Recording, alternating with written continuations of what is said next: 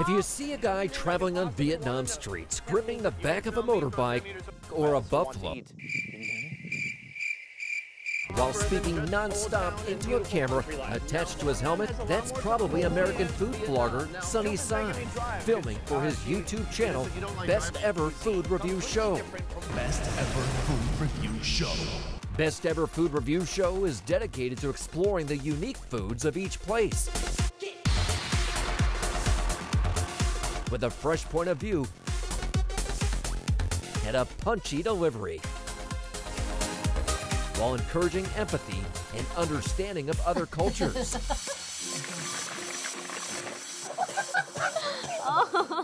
Well, hi there. How you doing? I'm good, thank you. Hey, nice to meet you. Yeah, you're you very too. recognizable with your red bandana from really far away. I mean, Oh, that's good. Is that a really distinctive thing of your channel? Yeah, it's one of the trademarks of my channel. The bandana, it stands for boldness, bravery, courage. Why did you decide to name it the Best Ever Food Review Show? I wish there was a really good story behind this, but what happened is my very first episode ever, I was just improvising a lot like I do on my show, and I just said the funniest, silliest name that came to mind in that instant, and that was the name. I mean, I was in my office eating a grilled cheese when I named my show, and I had no idea that 2 years later it would become what it is now. Yes, no, it's a very catchy name.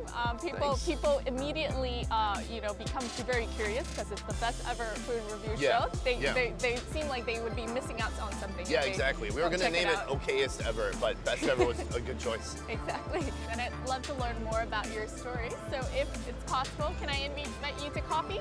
Yeah, let's do it. Let's go. All right. What inspired you in the first place to make your videos? I know you were in Korea back then. I was living in Korea. I'd been producing videos, doing videography, directing for quite a few years, and I was at the point where I wanted to start making content for myself, making my own content, and I just kind of looked at what was interesting to me, what I thought I could be good at, and looking at the travel niche online, on YouTube, I really felt like people weren't taking it to where it could be from the content that I saw. And this isn't to bash anybody else, but I just wanted to make the type of show that I would want to see. Yeah. And I saw a lot of people basically doing an extension of what you might already see on the travel channel. Yes, exactly. So it was just kind of dry, hey, check out this old place, here's some history, this food is tasty, but I just thought, like, what if I could just bring more energy, humor, and that kind of thing into the video. What are some of the weirdest dishes you've had? The one that's shocked people the most is cha rui. So that one has the worms. We actually went to where they're raising the worms, like kind of farming the worms. Yeah. And then in Hanoi, we saw them on the street there with the worms still alive. They were chopped up, put into a pancake, and then as a special treat, they put more worms on top of the pancake. So visually, for people watching it for the first time, it looks really intimidating. Yeah, I mean, very squirmish. Yeah. If you're squeamish at all, it's not for you. But worms are one of those things that look super intimidating, but it's pretty innocuous. It doesn't have any strong flavor or weird texture. It's just kind of mushy and noodly. And did you enjoy it in the end? Flavors are great. Definitely felt that there were worms in my mouth. That part was a little hard to get used to. Yes. Tu Qui District, Haizung Province.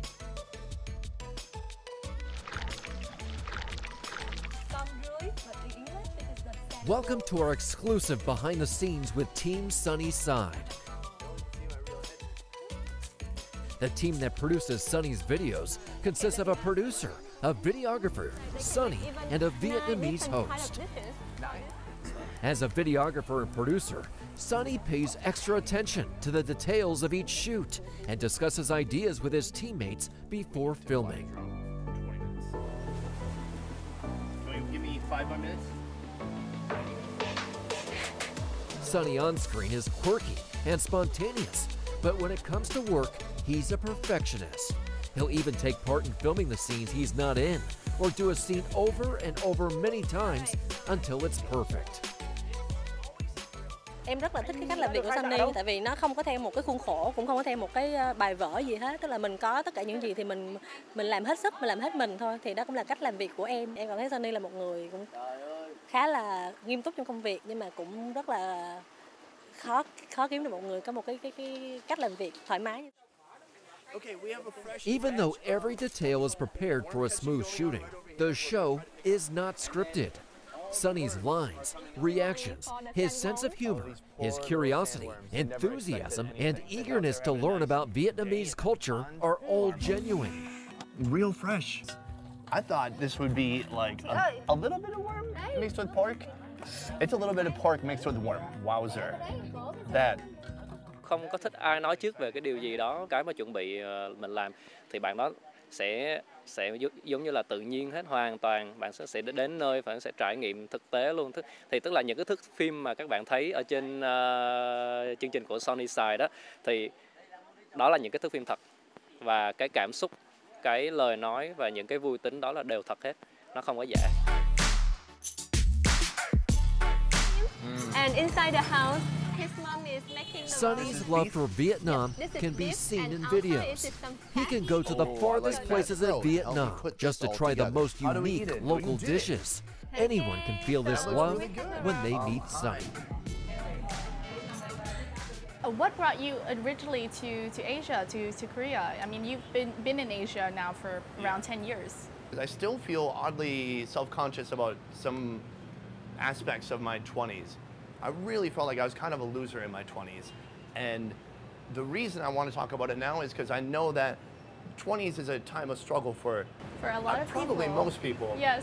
And then finally I got into radio, and radio was like my first creative job, just on that path, having a mentor giving me feedback and learning more about the entertainment industry, which that is part of, the communications industry. After that, I decided before I head down any other serious career path, I wanted to travel and just see what else is outside of central Minnesota. And that's why I moved to Korea. What happened after kind of this period of you working in music video production and different production? What kind of led you from Korea to Vietnam? Well, around the time I left Korea, I had been doing my show already almost a year. And I felt like I could grow as much as I could grow in Korea. And then that's when I stumbled upon Vietnam. We came here for about 5 or 8 days to start out with. And then during that trip is when I made the plans to move here. Yeah. What about those 5 to 8 days in Vietnam, though, made you decide that you would like to make plans here and settle here? I really liked the energy of Saigon. It was a little intense in the beginning, all the traffic and noise, but I just, the hustle and bustle, and also bustle, it was also the bustle too, of the city. It just seemed like a really fun city, and it gave me those feelings of inspiration that I had when I first moved to Korea. You know, as somebody who was a budding filmmaker in Korea, the city and the new country was so inspiring to me. But I just got used to it after 8 years of being there. That's why, even though I lived in Korea, I only ever shot 5 episodes there because I was just kind of forgot what made that place special.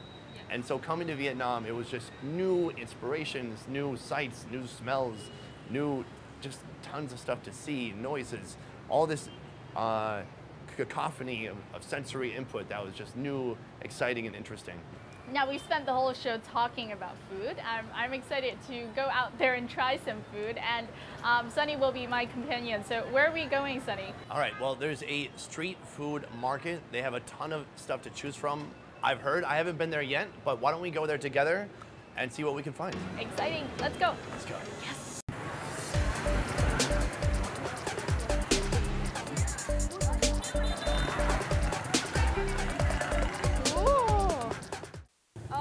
This is amazing. Oh, you can have the first one there. Look at this.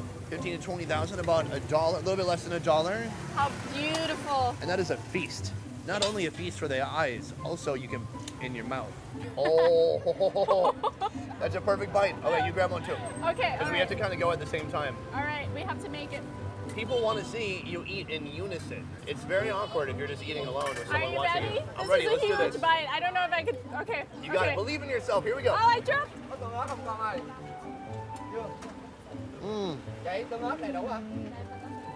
This meal, this snack is kind of a celebration of textures because there's everything in there. There's like crunchy with the peanuts, the roll is chewy, but then you have some even tough parts with like dried chicken and dried squid is like really tough.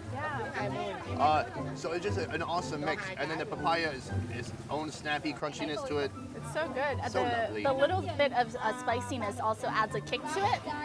So it's like an explosion of flavors there. You have everything in there. This is the first time I've had this too. Sonny has been giving me like a whole new preview of different foods here in the city.